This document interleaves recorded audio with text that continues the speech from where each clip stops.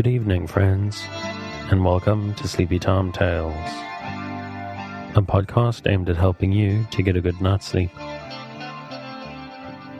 Do you find your mind plagued with the stresses of modern life, especially when the lights are out and you're trying to get a restful night? Does your spinning mind keep you awake? Follow my voice down the path towards a good night's rest. Listen to me tell a story that will keep your mind from wandering to your daytime problems, the ones you can't solve right now and will be easier to solve while rested. Listen to my voice and allow yourself to drift, following the twists and turns of the story, but slowly letting go and drifting into sleep. Before we get on with the show, I'd like to ask for a few minutes of your time. If you find Sleepy Time Tales useful to help you to get a restful night, and you would like to keep it going out to thousands of insomniacs just like you, and of course, if you have the means to help me to keep it going, please consider supporting on the Patreon at patreon.com/sleepytimetales.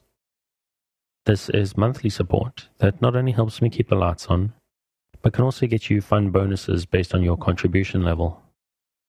From as little as $2 a month, you get weekly access to early release on the main episodes, so that you get your fresh sleep aid on a Wednesday instead of a Sunday, and $5 gets you weekly bonus minisodes, special edits, and a monthly megasode, which is all the month's releases in one big listen. And if regular monthly support is a big ask, you can always make once-off tips through the tip jar on the website. And I have to be honest with you, dear listener, that I'm struggling a bit to keep the show going. It's difficult for me to dedicate the time that it and you listeners deserve, so I really need it to justify itself financially. I don't need to earn a living off it, but the current Patreon income and occasional tip just doesn't cover the hours I put in.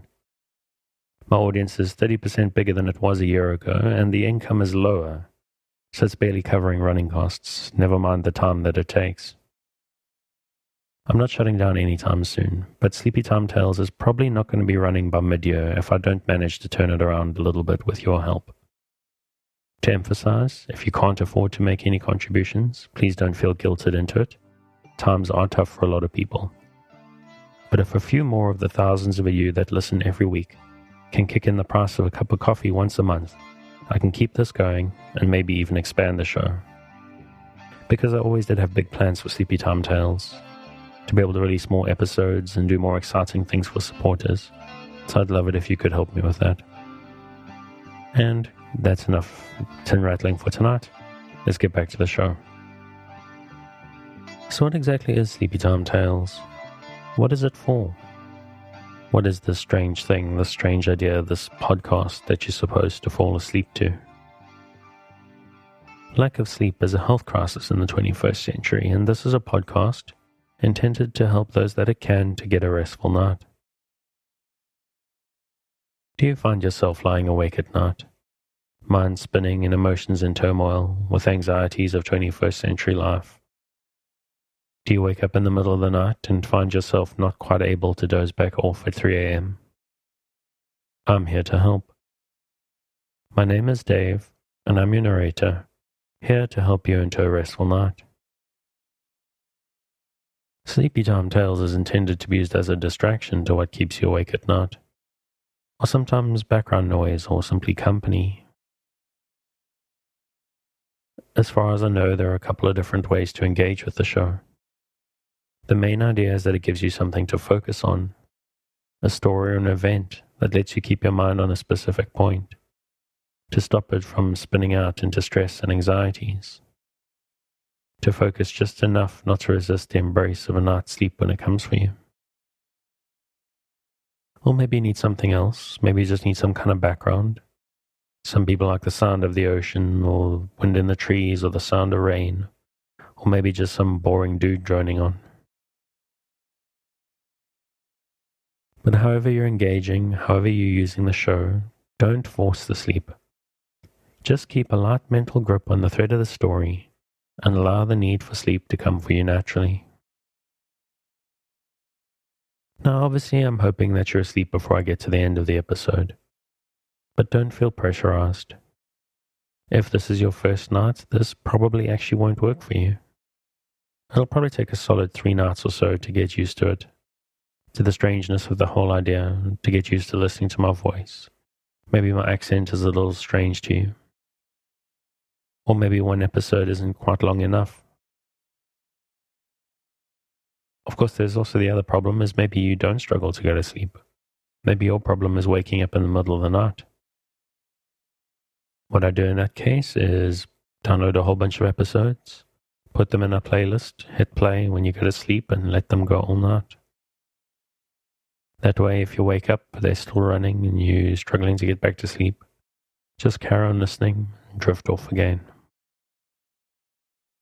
You can even do the same sort of thing if you wake up before the alarm, 60 minutes or even as little as 30 minutes. Carry on listening and just drift off again.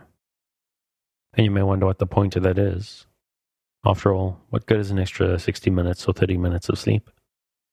But there is something about that extra relaxation that you get right before the alarm that's satisfying on a whole new, deep level.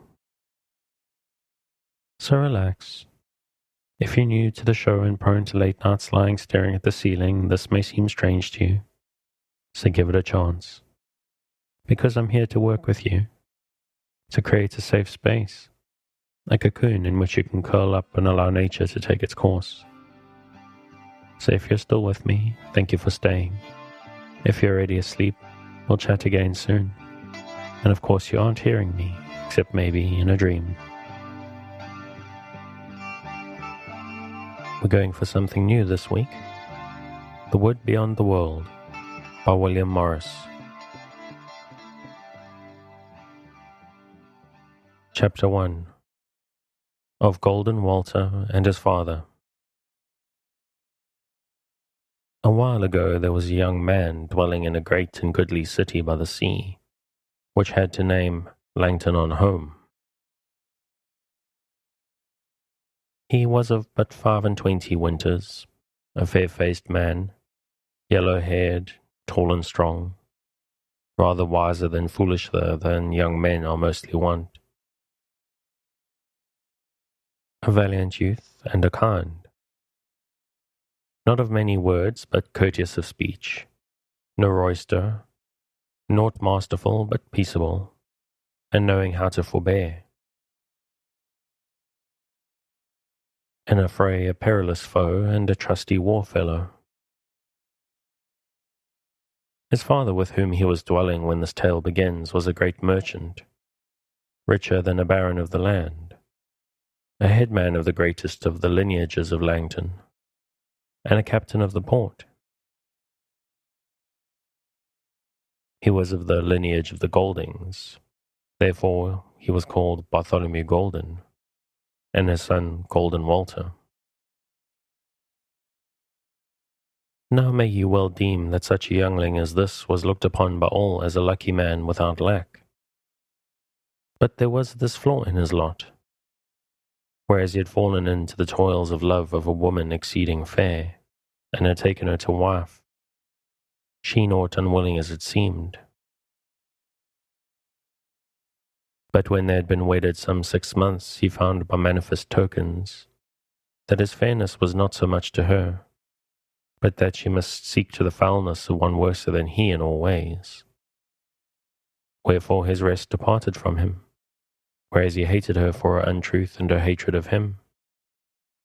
Yet would the sound of her voice as she came and went in the house make his heart beat, and the sight of her stirred desire within him, so that he longed for her to be sweet and kind with him, and deemed that, might it be so, he should forget all the evil gone by. But it was not so. For ever when she saw him, her face changed, and her hatred of him became manifest. And howsoever she were sweet with others, with him she was hard and sour. So this went on a while till the chambers of his father's house, yea, the very streets of the city, became loathsome to him. And yet he called to mind that the world was wide, and he but a young man. So on a day as he sat with his father alone, he spake to him and said, Father, I was on the quays even now, and I looked on the ships that were now bound, and thy sign I saw on a tall ship that seemed to be nighest bound. Will it be long ere she sail? Nay, said his father, that ship which is the Catherine will they warp out of haven in 2 days' time. But why askest thou of her? The shortest word is best, father, said Walter, and this it is, that I would depart in the said ship and see other lands. Yea, and whither, son? Said the merchant. Whither she goeth, said Walter. For I am ill at ease at home, as thou wottest, father. The merchant held his peace a while, and looked hard on his son, for there was strong love between them. But at last he said, Well, son, maybe it were best for thee, but maybe also we shall not meet again. If we do meet, father, then shalt thou see a new man in me. Well, said Bartholomew, at least I know on whom to lay the loss of thee, and when thou art gone, for thou shalt have thine own way herein, she shall no longer abide in my house.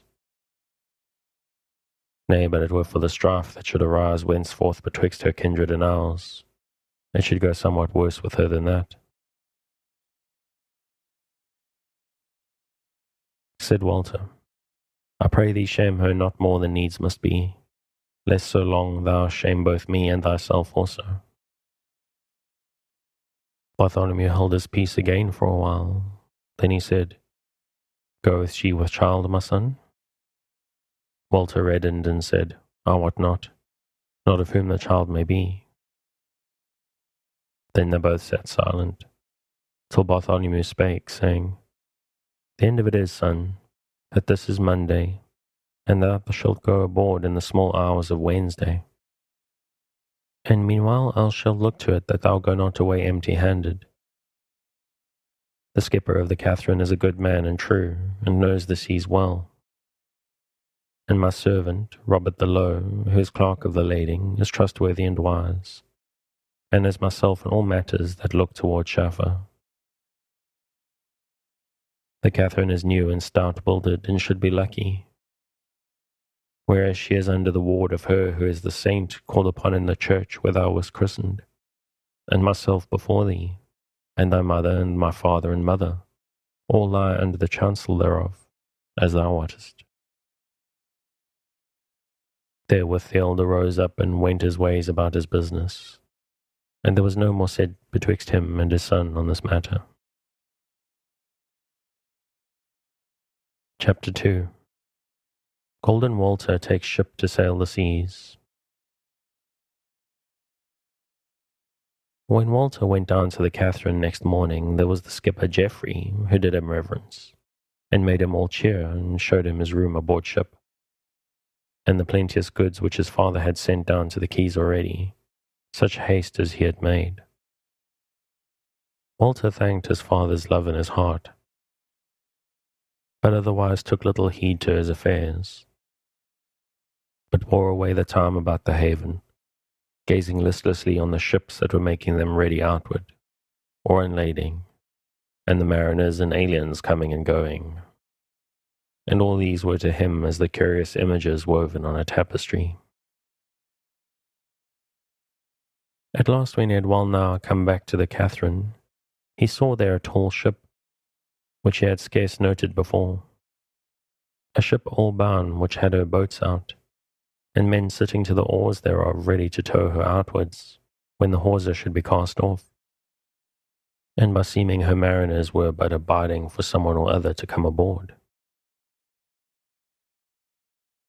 So Walter stood idly watching the said ship, and as he looked, lo, folk passing him toward the gangway. These there were three. First came a dwarf, dark brown and hideous, with long arms and ears exceeding great, and dog teeth that stuck out like the fangs of a wild beast. He was clad in a rich coat of yellow silk and bare in his hand a crooked bow, and was girt with a broad axe. After him came a maiden, young by seeming, of scarce 20 summers, fair of face as a flower, grey-eyed, brown-haired, with lips full and red, slim and gentle of body. Simple was her array, of a short and straight green gown, so that on her right ankle was clear to see an iron ring. Last of the three was a lady, tall and stately, so radiant of visage and glorious of raiment that it was hard to say what like she was, for scarce might the eye gaze steadily upon her exceeding beauty, yet must every son of Adam who found himself anigh her lift up his eyes again after he dropped them, and look again on her, and yet again, and yet again.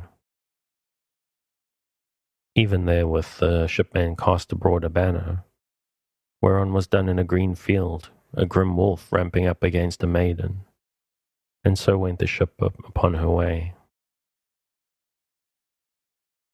Walter stood a while, staring at her empty place where the waves ran into the haven mouth, and then turned aside and toward the Catherine. And at first he was minded to go ask Shipmaster Geoffrey of what he knew concerning said ship and her alien wayfarers. But then it came into his mind that all this was but an imagination or dream of the day, and that he were best to leave it untold to any. So therewith he went his way from the waterside, and through the streets into his father's house. But when he was but a little way hence, and the door was before him seemed for a moment of time that he beheld those three coming out down the steps of stone and into the street, to wit the dwarf, the maiden, and the stately lady. But when he stood still to abide their coming, and looked toward them, lo, there was nothing before him save the goodly house of Bartholomew Golden, and 3 children and a cur-dog playing about the steps thereof. And about him were 4 or 5 passers-by going about their business. Then he was all confused in his mind, and knew not what to make of it, whether those whom he had seen seemed to pass aboard ship were but images of a dream, or children of Adam in the very flesh. Howsoever he entered the house, and found his father in the chamber, and fell to speech with him about their matters. But for all that he loved his father, and worshipped him as a wise and valiant man, yet at that hour he might not hearken the words of his mouth. So much was his mind entangled in the thought of those 3, and they were ever before his eyes, as if they had been painted on a table by the best of limners. And of the 2 women he thought exceeding much, and cast no white upon himself for running after the desire of strange women. For he said to himself that he desired not either of the twain. Nay, he might not yet tell which of the twain. The maiden or the stately queen were clearest to his eyes. But sore he desired to see them both again, and to know what they were. So wore the hours till the Wednesday morning, and it was time that he should bid farewell to his father and get aboard ship. But his father led him down to the quays and on to the Catherine, and there Walter embraced him, not without tears and forebodings, for his heart was full. Then presently the old man went to land. The gangway was unshipped, the hawsers cast off, the oars of the towing boat splashed in the dark water. The sail fell down from the yard and was sheeted home, and out plunged the Catherine into the misty sea and rolled up the grey slopes, casting abroad her ancient withal, whereon was beaten the token of Bartholomew Golden, to wit in a B and a G to the right and left, and there above a cross and a triangle rising from the midst.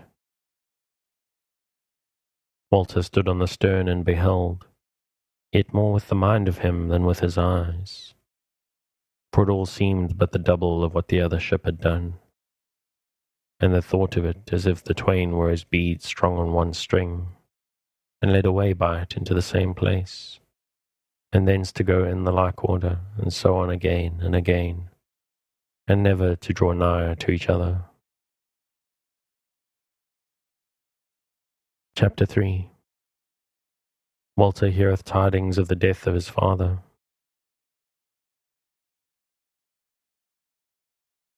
Fast sailed the Catherine over the seas, and naught befell to tell of, either to herself or her crew. She came to one cheapening town, and then to another, and so on to a third and a fourth, and at each was buying and selling after the manner of chapmen. And Walter not only looked on the doings of his father's folk, but lent a hand, what he might, to help them in all matters, whether it were in seaman's craft or in chaffer. And the further he went and the longer the time wore, the more he was eased of his old trouble, wherein his wife and her treason had to do.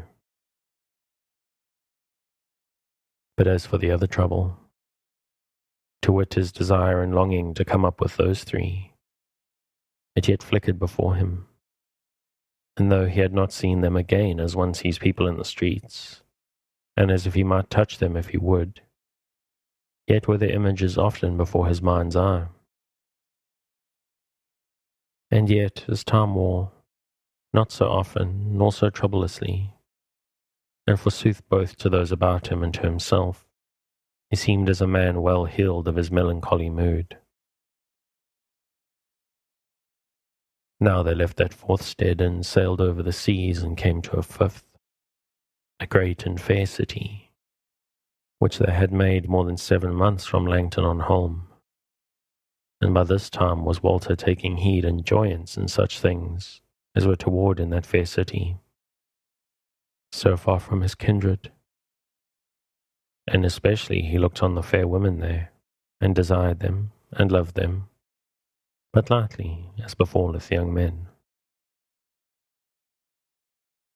Now this was the last country whereto the Catherine was bound, so there they abode some 10 months in daily chaffer, and in pleasuring them and beholding all that there was of rare and goodly, and making merry with the merchants and the townsfolk, and the country folk beyond the gates.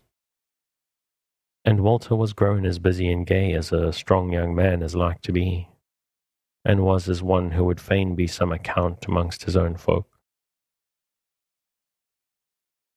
But at the end of this while it befell on a day, as he was leaving his hostel for his booth in the market, and had the door in his hand, there stood before him 3 mariners in the guise of his own country,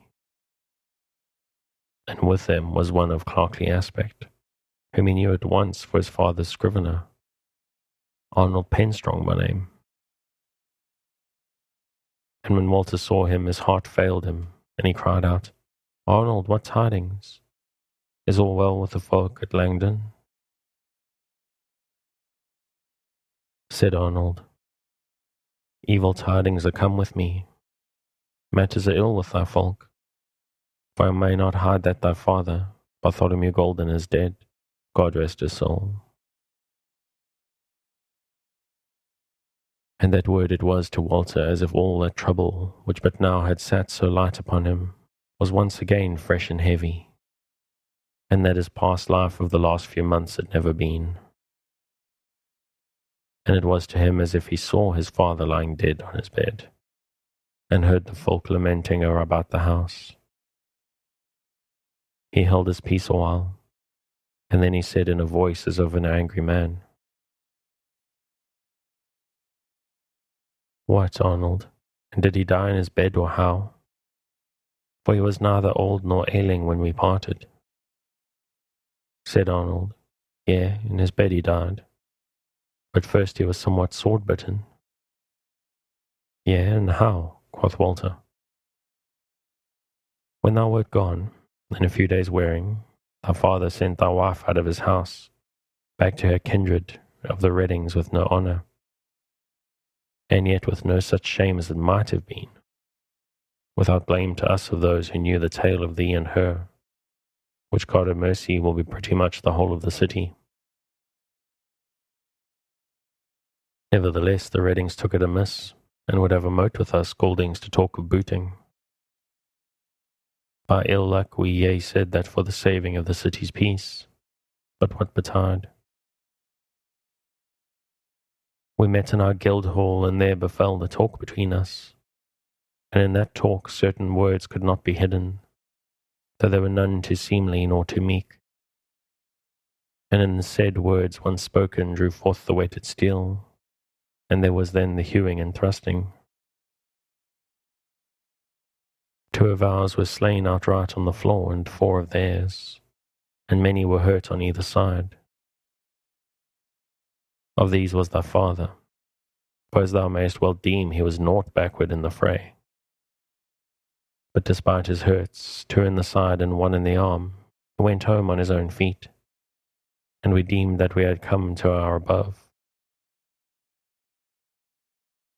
But well away, it was an evil victory, whereas in 10 days he died of his hurts. God have his soul. But now, my master, thou mayst well wot that I am not come to tell thee this only, but moreover to bear the word of the kindred, to wit that thou come back with me straightway in the swift cutter, which hath borne me in the tidings, and thou mayst look to it, that though she be swift and light, she is a kill full weatherly. Then said Walter, this is a bidding of war. Come back will I, and the Redding shall wot of my coming. Are ye all bound? Yea, said Arnold. We may up anchor this very day, or tomorrow morn at latest. But what aileth thee, master, that thou starest so wild over my shoulder? I pray thee take it not so much to heart. Ever it is the wont of fathers to depart this world before their sons.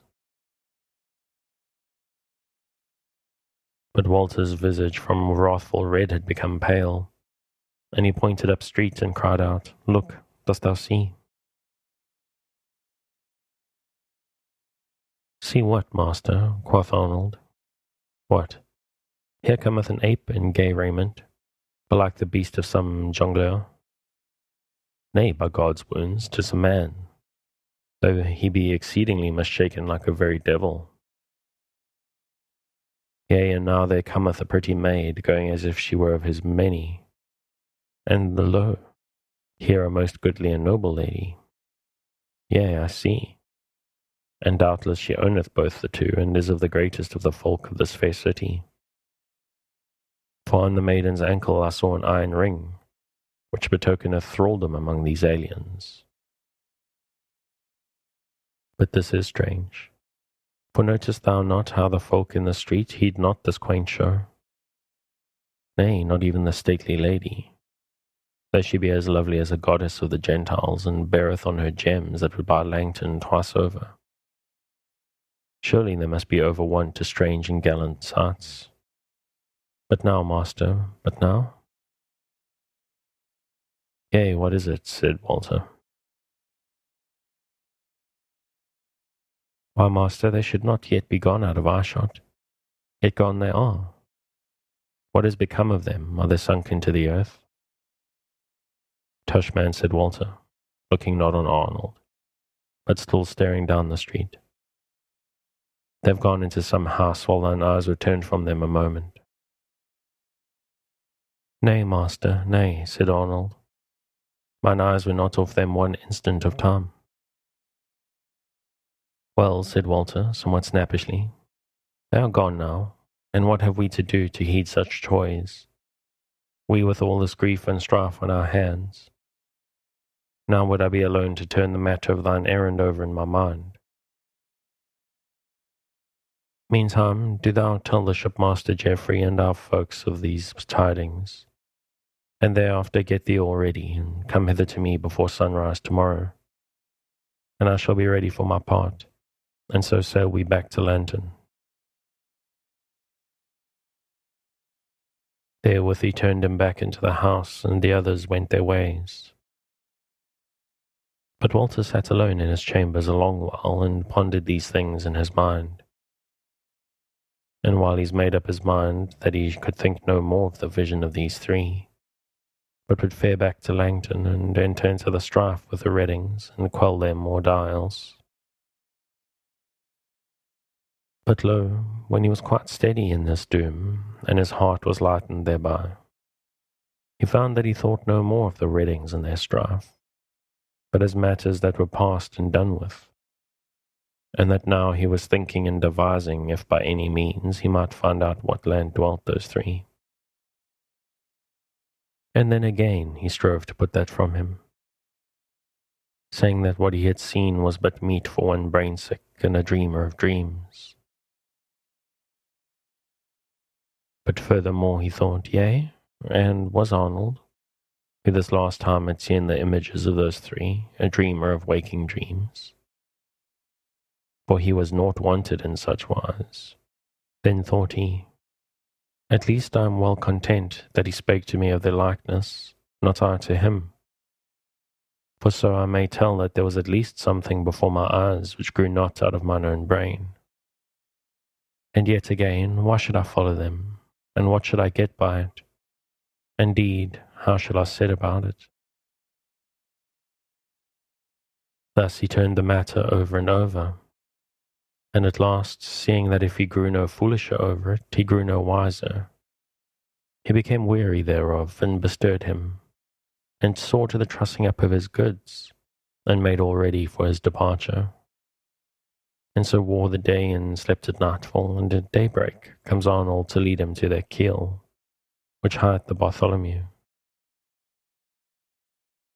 He tarried naught, and with a few farewells went aboard ship, and an hour after they were in the open sea, with the ship's head turned toward Langton on home.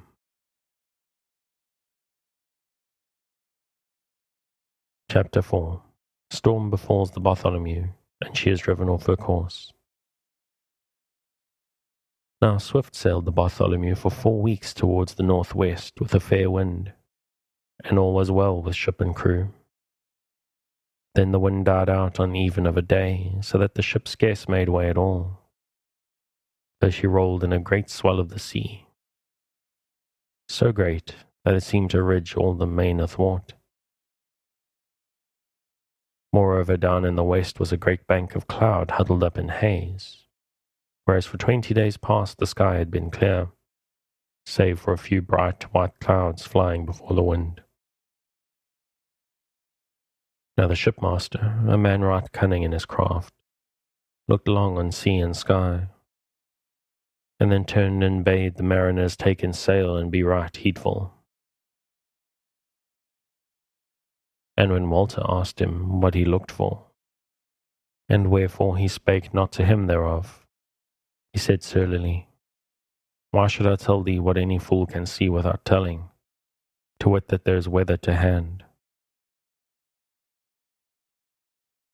So they abode what should befall, and Walter went to his room to sleep away the uneasy while, for the night was now fallen, and he knew no more till he was wakened by the great hubbub and clamour of the shipmen, and the whipping of ropes and thunder of flapping sails, and the tossing and weltering of the ship withal.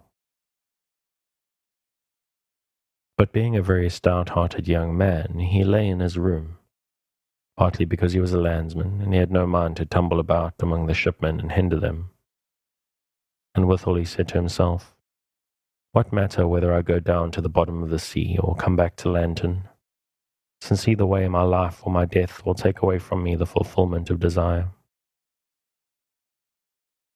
Yet soothly, if there had been a shift of wind, that is not so ill, for then shall we be driven to other lands, and so at the least our homecoming shall be delayed, and other tidings may happen amidst of our tarrying.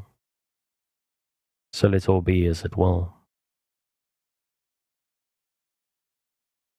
So in a little while, in spite of the ship's wallowing and the tumult of the wind and waves, he fell asleep again, and woke no more till it was full daylight. And there was the shipmaster standing in the door of his room, the sea water all streaming from his wet weather raiment. He said to Walter, Young master, the sail of the day to thee. For by good hap we have gotten into another day. Now I shall tell thee that we have striven to beat, so as not to be driven off our course, but all would not avail. Wherefore for these 3 hours we have been running before the wind. But fair sir, so big hath been the sea that but for our ship being of the stoutest, and our men all year, we had all grown exceeding wise concerning the ground of the mid-main. Praise be to St. Nicholas and All Hallows, for though ye shall presently look upon a new sea and maybe a new land to boot, yet is that better than looking on the ugly things down below. Is all well with the ship and crew then? Said Walter.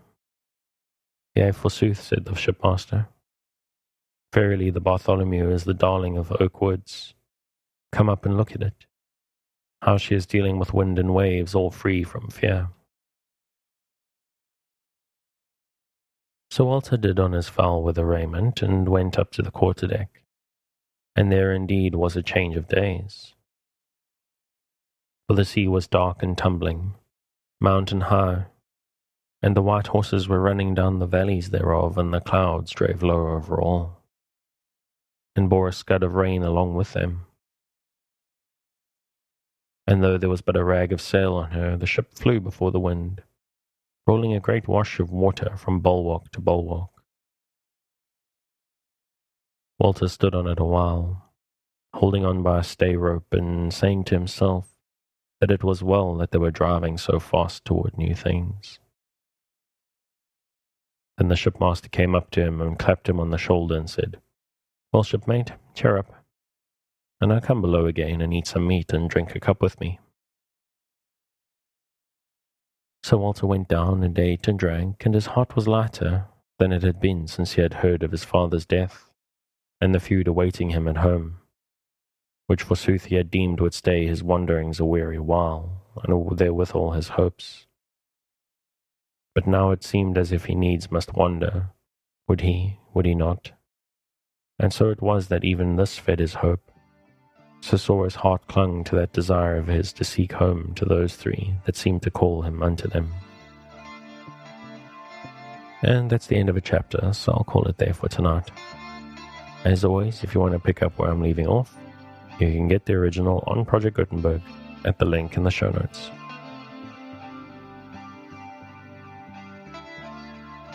Thanks again for joining me on this episode of Sleepy Time Tales, the podcast designed around a bedtime story to help you to get a restful night. New episodes will be released every Sunday night to give you something fresh to help you rest in a new week. But make sure to follow or subscribe in whatever service you use so that you can get your new episodes whenever they come out. Good night and sweet dreams.